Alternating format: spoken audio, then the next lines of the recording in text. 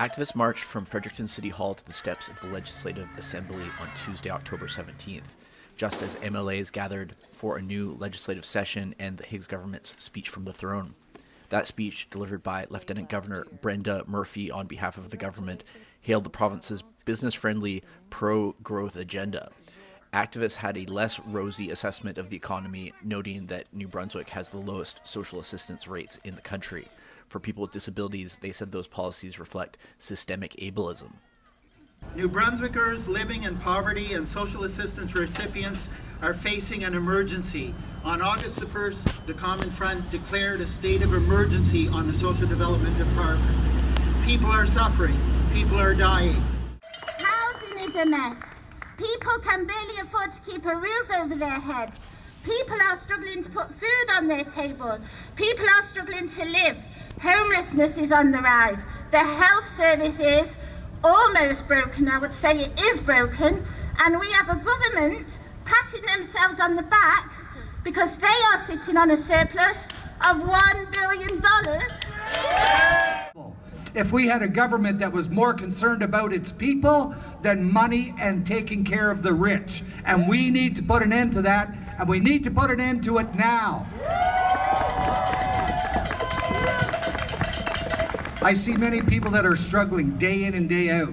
I have friends that have retired. They work for the government their whole life, and they are worried about where they're going to live when the next eviction comes. Rent evictions. Meanwhile, inside the legislature, the government took credit for population growth, increased private investment, and higher wages. But more economic activity in New Brunswick's real estate market has been associated with a surge in housing costs. The Higgs government has resisted calls for a rent cap after implementing the policy temporarily last year.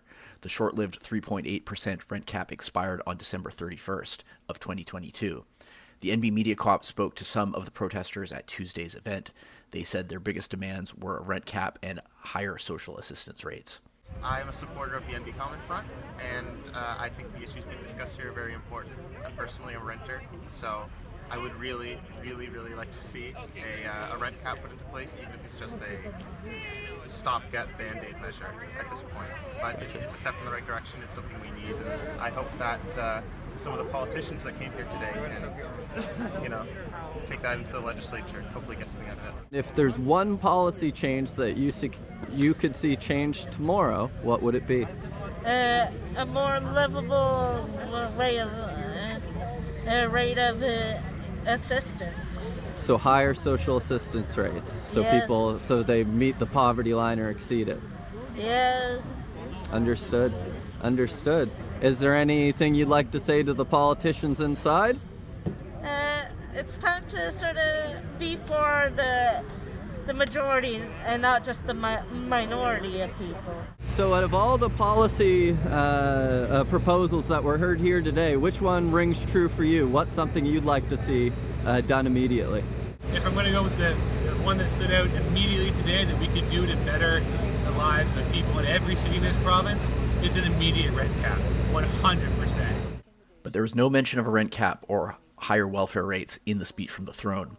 The speech did, however, pledge to introduce legislated spike protection, limiting the growth of property assessments at 10%, a policy that would effectively protect homeowners from tax hikes. MLAs are expected to vote on the throne speech on October 27th. If the speech is defeated, New Brunswick will be thrust into a provincial election. For the record, NB Media Co-op volunteer Chris Thompson got footage of the speeches at the rally on Tuesday, October 17th. Thank you for joining us today for this important rally. We are here to stand together against what this government is doing to the everyday people of New Brunswick. We are here to give our message loud and clear that enough is enough, and we are not going to stand for it anymore. Housing is a mess. People can barely afford to keep a roof over their heads. People are struggling to put food on their table. People are struggling to live. Homelessness is on the rise. The health service is almost broken. I would say it is broken. And we have a government patting themselves on the back because they are sitting on a surplus of $1 billion. While the people point. I hope you are all ready to shout and tell them and the opposition that we want our province back for everyday New Brunswickers. An election is coming, whether it's this year or next, so we are watching what every single party is doing and saying. Without further ado, I would like to welcome Gabrielle Ross Marquette to read out the land acknowledgement. Gabrielle is a union activist who is the Common Front's Labour co-chair.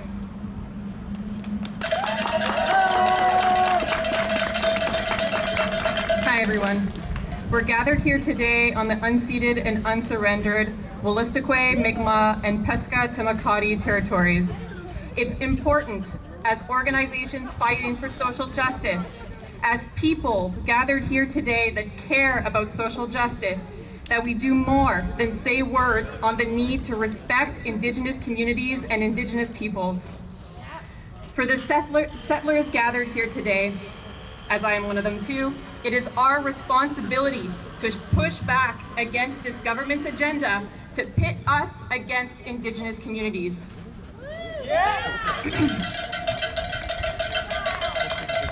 Quand Blaine Higgs dit des choses incendiaires comme « les communautés autochtones veulent vos terres privées », il est de notre responsabilité de réparation et compensation pour les terres qui leur ont été volées. Lorsque les communautés autochtones font campagne pour des enjeux qui leur sont chers, il est de notre responsabilité de répondre à leurs appels et de nous joindre à leurs manifestations. Nous pouvons et ferons mieux pour agir en faveur de la réconciliation.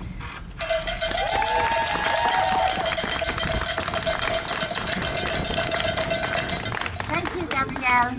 I would now like to invite Shelley Petit to speak. Shelley is the chair of the NB Coalition of Persons with Disabilities. She is one of the 26.7% of NB residents 15 and over with one or more disabilities.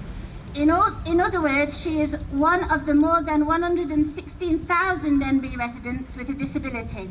Up until 2018, her chronic health condition was in check, but overnight in 2019, she went from being a full-time mom, middle school teacher, coach, and long-time Girl Guide leader to a person who found themselves mostly housebound and unable to function anymore due to her disability. This is one thing that makes NBCPD unique in New Brunswick. They are a disability organisation run only by persons with disabilities for persons with disabilities. They understand and live daily the legislated horrors NB places on persons with disabilities.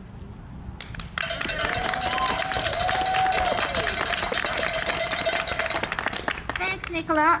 So, as Sherry mentioned, the New Brunswick Coalition of Persons with Disabilities, we represent 26.7% of the population, which is way higher than the national average of 22%. But no, there's nothing wrong with our health systems in New Brunswick, is there? No, not at all. We are 116,000, and if this government and other governments won't listen to us, that's easy. We'll create our own party and we'll take over.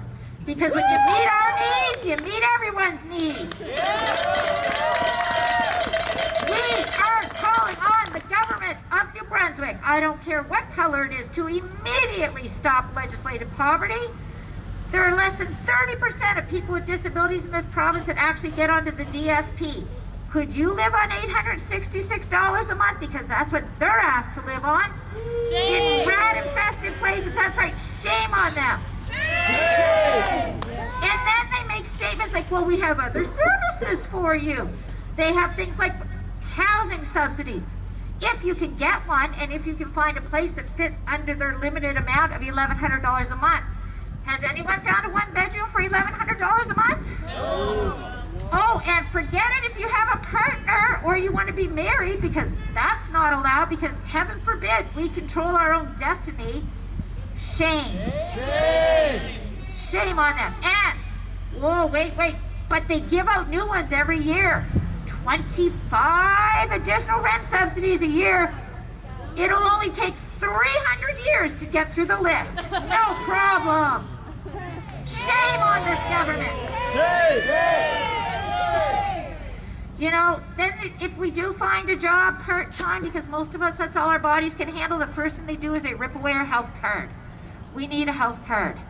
So then what do we have to do? We have to quit our jobs again, start all over on the process again. It's just ridiculous. It is legislative poverty. And it's not new. It's been going on for decades. But I'll tell you what, we've come together as a disability group across this nation, and we are not standing for it anymore, and we are standing up for our rights.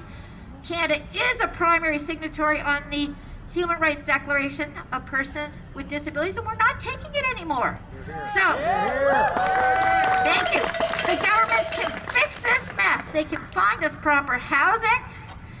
They can provide proper subsidies. They can help us get jobs and not just have groups that get all kinds of money. You say, here's how you make a resume. Really? Gee, thanks. And they can help us live lives of equality, because we are the solution to the worker shortage in this province. But let us work, for God's sakes, let us work. So, Mr. and Mrs. and everyone else in government, you can fix it, or we'll fix it for you. That's all there is to it.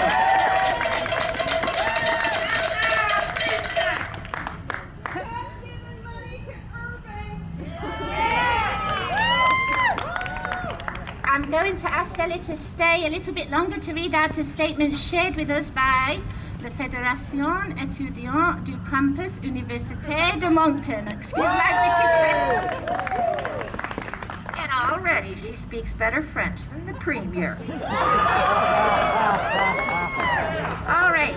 C'est la marche contre la pauvreté d'une perspective étudiante. Des multiples crises font pression sur la population étudiante, face auxquelles elle va abandonner à son part de notre gouvernement. Elle doit faire face aux coûts toujours croissants des études, mais aussi du logement, de l'alimentation, des transports.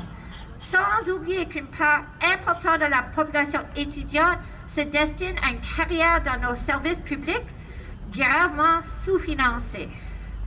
Ces crises affectent tout le monde dans la province, bien sûr, mais les moyens dont on dispose pour y faire face vraiment énormément. Les personnes étudiantes de l'international, tout particulièrement, manquent de moyens pour absorber le coût. Les logements abordables et sécuritaires manquent partout, ce qui force à choisir entre accepter des conditions aux limites de la légalité ou errer d'un sofa à l'autre. La solution devient alors de se loger de plus en plus loin du campus pour vivre sans ces moyens. Trop souvent, sans accès au transport en commun. Travailler pour financer ses études n'est pas toujours suffisant, ni réalisable.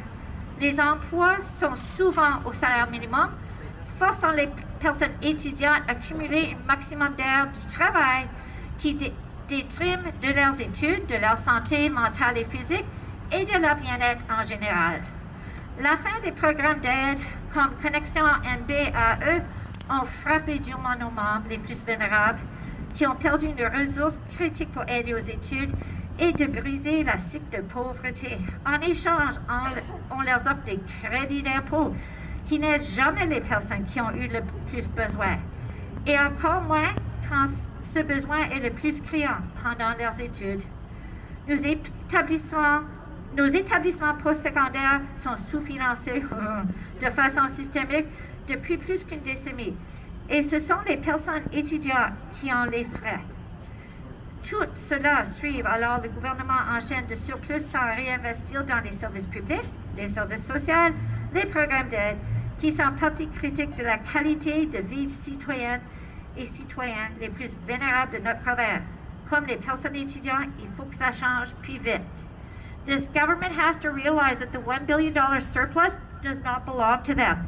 It belongs to us. It is our money, and we want it used for the people who need it today. Not tomorrow, not next year, today, because people are going to freeze to death and starve to death in this province this winter. This is Canada. This is not the Canada that I grew up and learned about. This is not the province that I grew up and learned about. Shame. Shame on them all.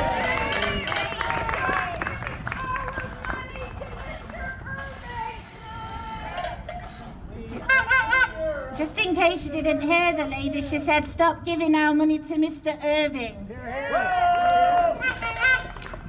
Thank you to the FECUM and also Shelley for reading that out. I would now like to welcome Stephen Drost. Stephen is the president of the Canadian Union of Public Employees New Brunswick, now in his second term. QP is New Brunswick's largest union with over 28,000 members across the province. It represents workers in healthcare, education, municipalities, universities, social services, transportation and nursing homes. Stephen is a social worker, trade unionist and proud father of 2 amazing daughters. Stephen has been active in the labour movement for over 35 years and a strong supporter to many social justice organisations for most of his life.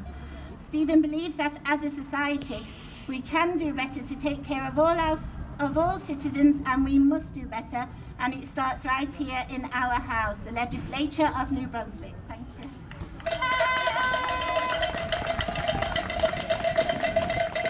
Thank you very much for that lovely introduction. Sisters, brothers, and friends, how are you making out today?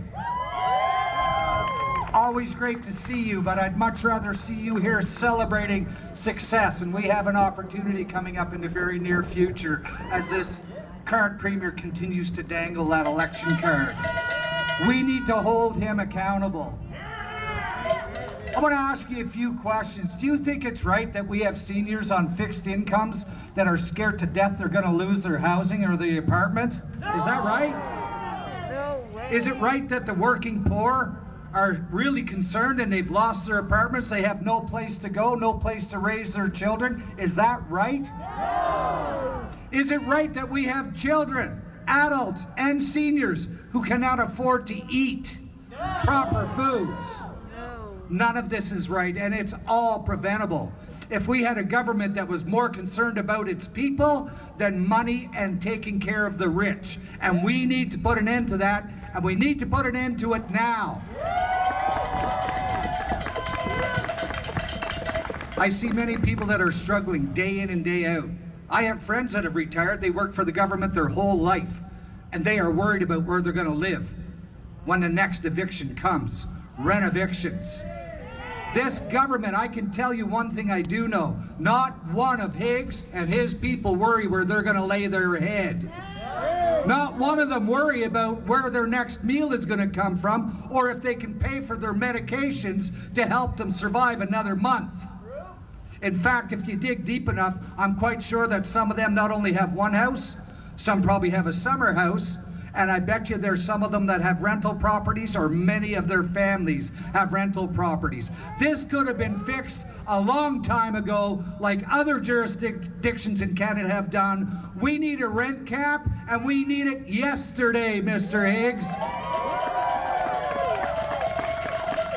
So one thing that he forgets about, yes, he's more concerned about money than people, but I'm going to tell you, it's people that keep this place going. There is an election coming up, and I want each and every one of you to commit to talking to your friends, your family, your allies, and make sure when that writ is dropped that you're out there and you're promoting the party that's going to take care of you and your family.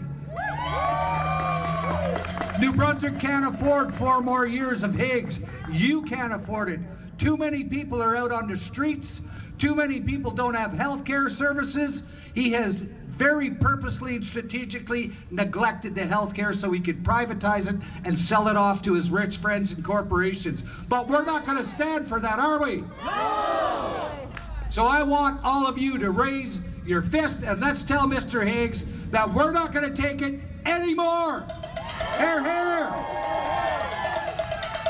On behalf of QP New Brunswick, I want you to know that I value every one of you and the organizations you represent, and we will stand shoulder to shoulder with you, and we're going to make sure that we get the right people in our house taking care of our needs.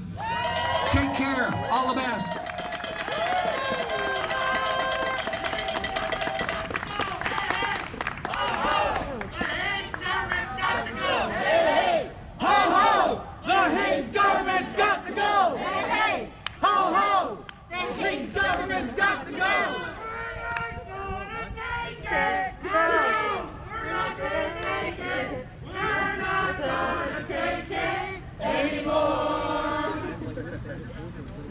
Thank you. George. Thank you so much, Stephen, for that. Please welcome next Robert McKay. Can you hear me? Sorry. Please welcome next Robert McKay and Gabrielle Ross-Marquette from the Common Front of Social Justice. The Common Front works for more justice, better social policies, and greater solidarity within society. It has been advocating for better working and living conditions in New Brunswick for over 25 years. Their demands include a living wage, paid sick days, fair overtime rates, compensation for uniforms, and abolishing the household income police for the social assistance programme. Robert McKay is a community chair for the Common Front and a person who has lived experience with poverty, and Gabrielle Ross-Marquette is also the Labour co-chair for the Common Front. Thank you.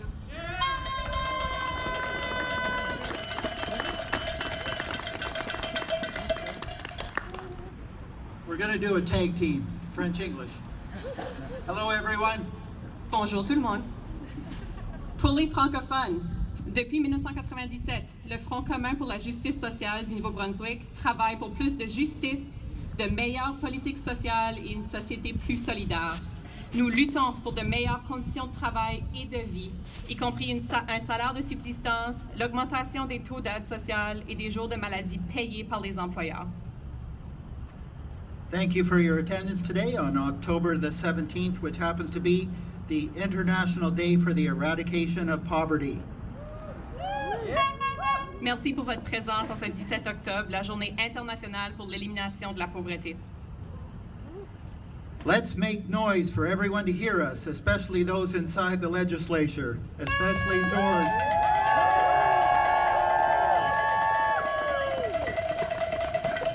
On fait du bruit pour que tout le monde nous entende.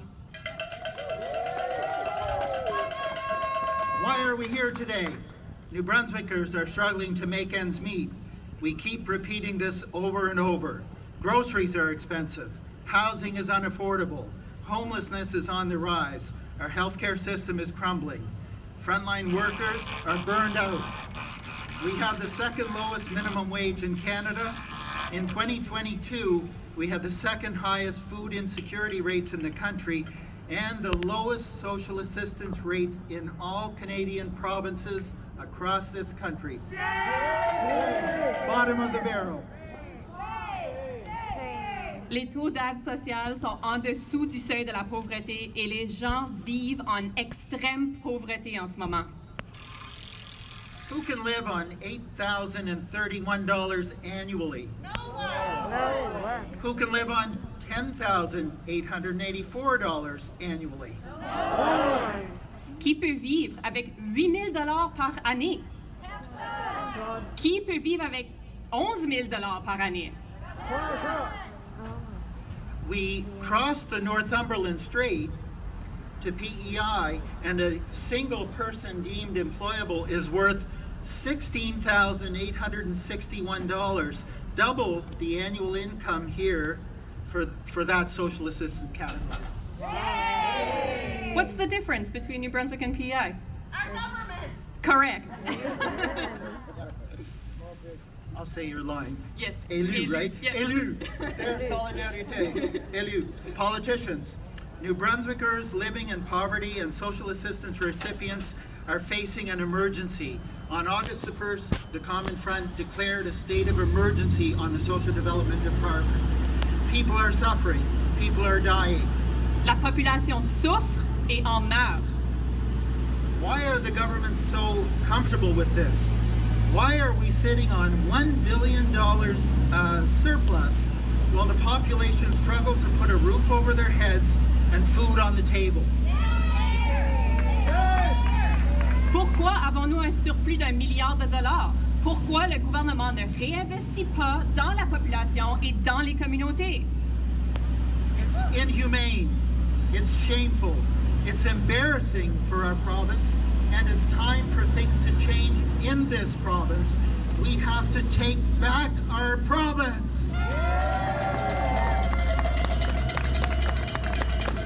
And yet, we hear from politicians all the time. They're working on it. They're listening. they hear us, they read our documents. We need changes and actions now. Nous exigeons des changements et des actions maintenant, pas demain, pas quand il sera au pouvoir, maintenant. Nous, les groupes communautaires et les syndicats, continuerons de faire pression sur les gouvernements pour rendre cette province plus juste et équitable pour tout le monde. And all of us, the population, all of us must mobilize as well as we're doing today. We have to mobilize a lot and consistently. If you are here today, it's because you support our groups and our demands, and you want change. We heard you shouting on the sidewalks, you want change. If you want to get involved, join us. Continue, stay with us. Come to the front after the speeches and we'll chat. Talk amongst yourselves. You can also become a member of the Common Front by visiting our website, frontnb.ca. It's free. We can take back our province. And we can try to make these people listen to us. Thank you. Whose house? Whose house? Thank you so much for that, both of you.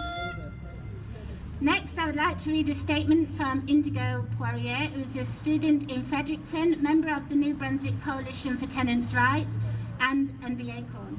We are living in a time of extreme social and financial precarity amidst an unprecedented housing shortage here in New Brunswick and across Canada. For many of us, those who don't come from money, the thought of one day owning a house seems like a distant dream. Many of us are struggling even to make rent from month to month. People on disability or social assistance are struggling even more, treated like burdens on our economy rather than human beings who deserve the support they want and need. We need to be holding our government accountable for taking care of its constituents, and that includes implementing a rent bank, a rent cap, and making sure subsidised housing is included in the Residential Tenancies Act. But politics doesn't begin and end with voting. Wherever we can, we need to be finding ways to support each other, whether that means showing up to events like this, donating to mutual aid funds, offering help, moving or picketing outside landlords' offices to make their exploitative policies and their irresponsible behaviour towards their tenants known to the world. Now, as ever, we need to be supporting each other however we can, because we are only as powerful as the communities we build.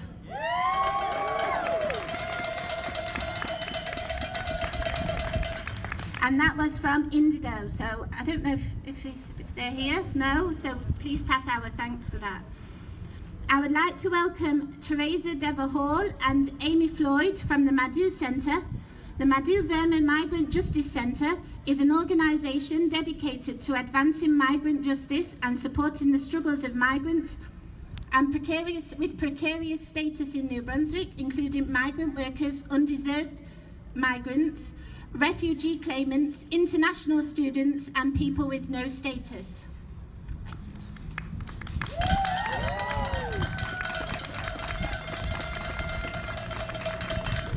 Thank you. Teresa's just on her way now.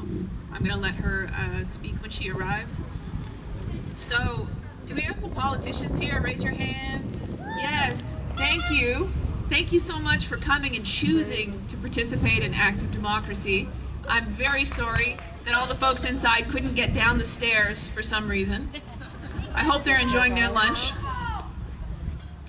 When we say that we're in a housing crisis, it seems like it came on suddenly, like a hurricane or an earthquake, as though the government just couldn't see it coming. But the truth is, we're in our current state because of 40 years of political neglect. In the 1980s, the federal government was providing provinces and community groups with all kinds of grants to launch social housing and cooperatives. A lot of those projects still exist today. In the 1990s, things started to go very wrong. The federal government downloaded the responsibility of housing to the provinces. The provinces either downloaded the responsibility to underfunded community groups or simply chose to ignore it altogether. Because hey, like, the free market will take care of it, right? The federal government tells us that housing is a human right.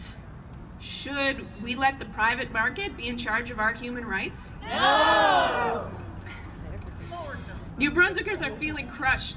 So where does that leave vulnerable populations who don't have the same rights as other New Brunswickers? Right here.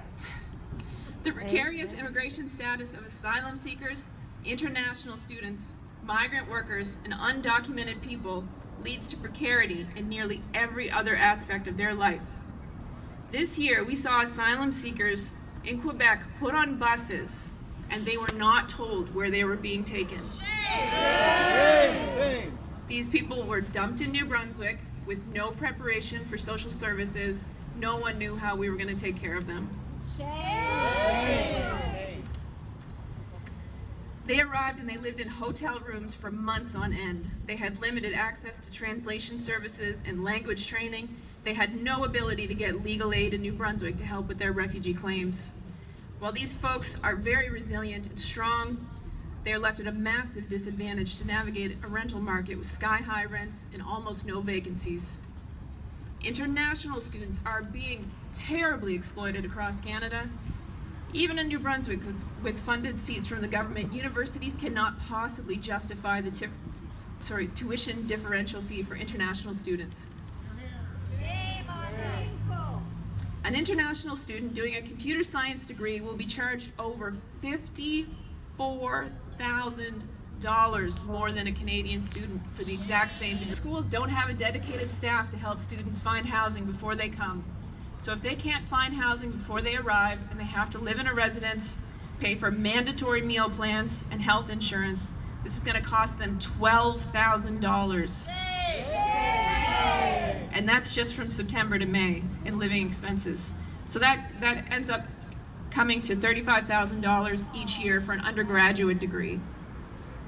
Temporary foreign workers in New Brunswick and across Canada are living in substandard and overcrowded housing.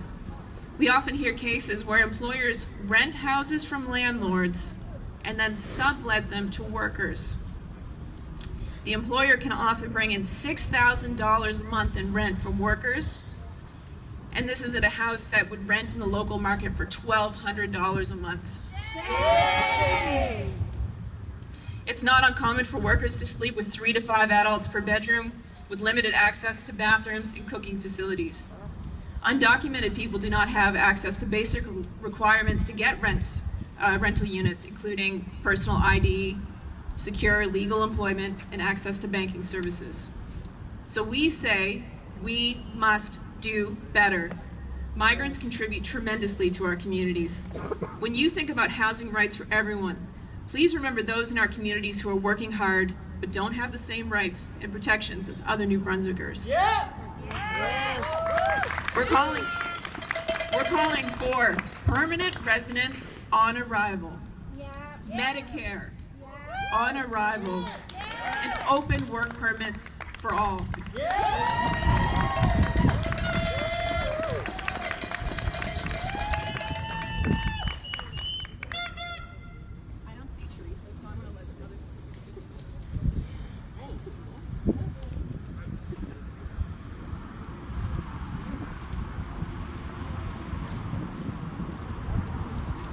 Thank you very much, Amy. Now we have a short poem by Carly Dewitt, who is a member of both NB Coalition for Persons with Disabilities and NB ACORN.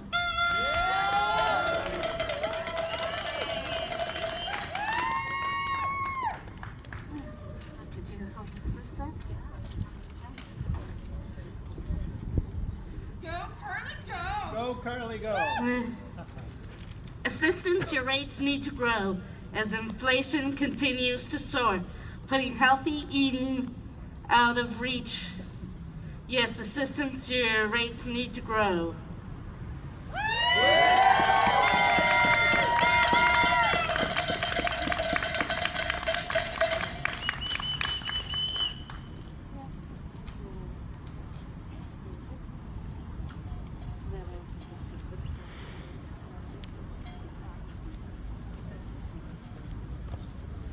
was great, direct and to the point, which is what is sometimes gets the message across better than some very long-worded speeches. So thank you very much for that, Carly. Last but not least, or we might have Teresa at the end, right? But last but not least for now, I would like to welcome NB ACORN's co-chair, Peter Young and Ellen. Peter is a long-time member and co-chair of New Brunswick ACORN. When ACORN formed a New Brunswick chapter co-chair in June of 2022. He is also a long-time sitting member of Provincial Council for the Common Front for Social Justice and a father of 2 teenage children. Peter has been a long-time activist and community leader, speaking out about the issues of poverty, housing and many other social justice issues in many capacities throughout most of his adult life. Thank you, Peter.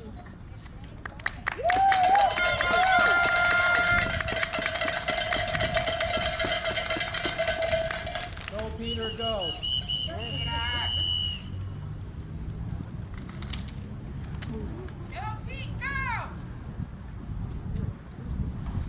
Hello, everyone. Good afternoon, and thank you for joining us today.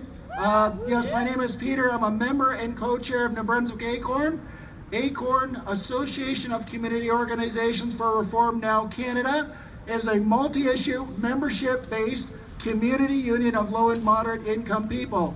We believe that social and economic justice can best be achieved by building community power for change. What I see right here is a whole bunch of people who can also build community power for change, so thank you for coming out. Now, one of the ways to work towards the eradication of poverty and prevent homelessness, obviously, is to keep people affordably housed. Primarily, with ACORN, we are a tenants union composed of tenants working towards changes to legislation in regards to housing policy. Now, I'm going to talk a little bit about how everyone perceives what we're calling a house. There's a very important word that is missing there. That word is affordable. Now, politicians and the media, large financialized corporations in Canada don't like that word. But the fact is, New Brunswick doesn't just need more housing built. What we really need is more affordable housing built. And not only that, we need to also preserve what little affordable housing there is available as well.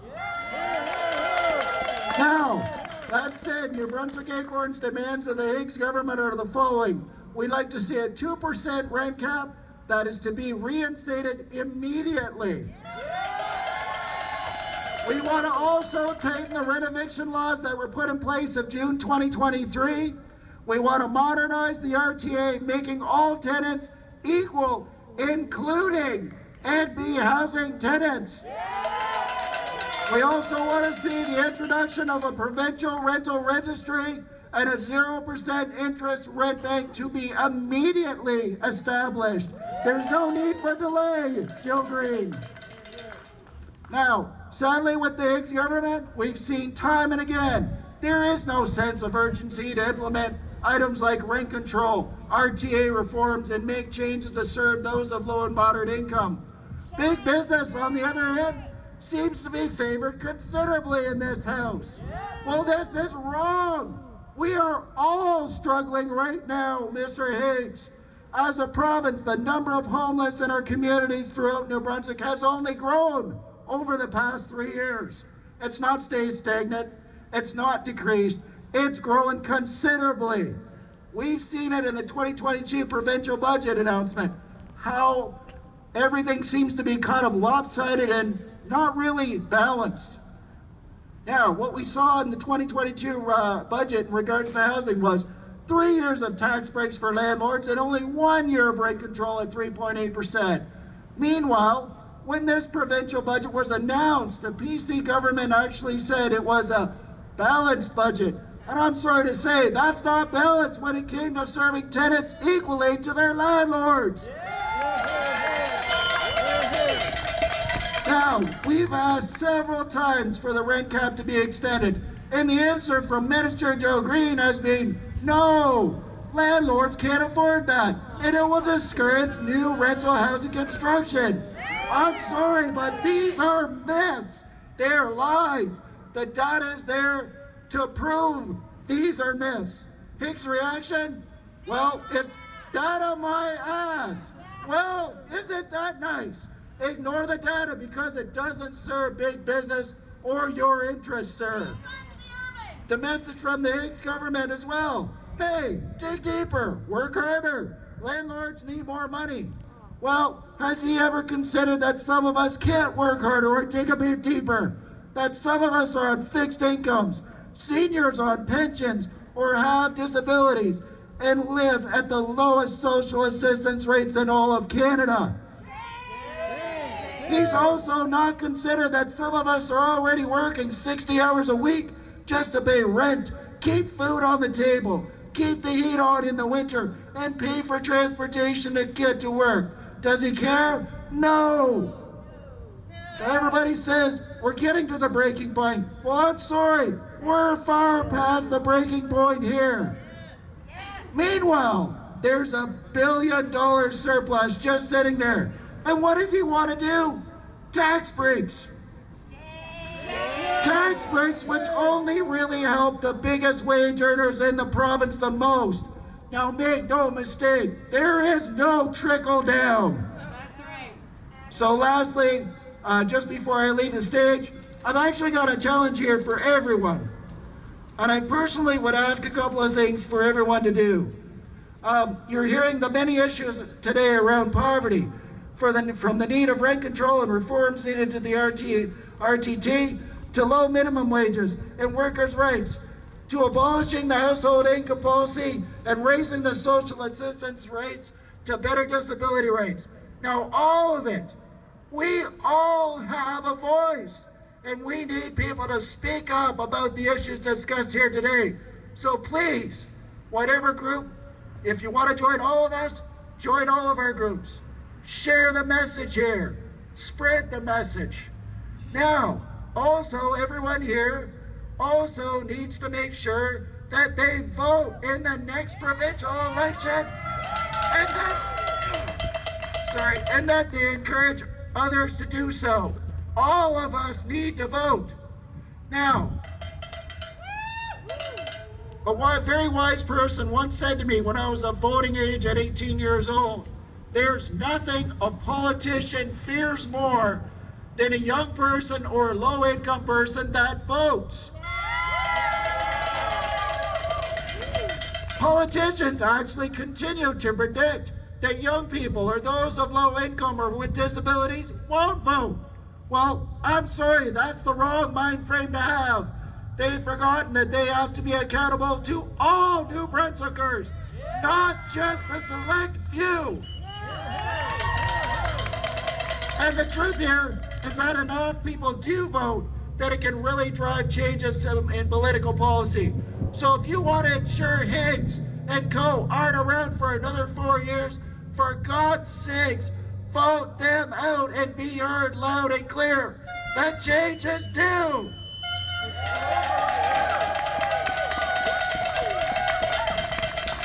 Now, there's a very clear message that I want to make sure that all these politicians in our provincial legislature, especially Higgs, hears.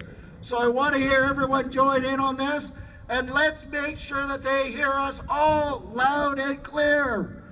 We're tired. We're hungry. We won't go away. Stop the war on the poor and fix this today. We're tired. We're hungry. We won't go away. Stop the war on the poor and fix this today. We're tired. We're hungry. We won't go away. Stop the war on the poor and fix this today. Thank you very much, everybody.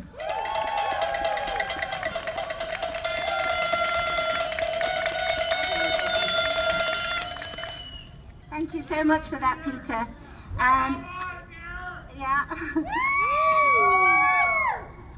Before I conclude, I would like to invite Teresa from the Madhu Centre. Thank you, Teresa. Thank Thank you so much, and thank you, Peter, and everybody for organizing and being here. You all inspire the heck out of me.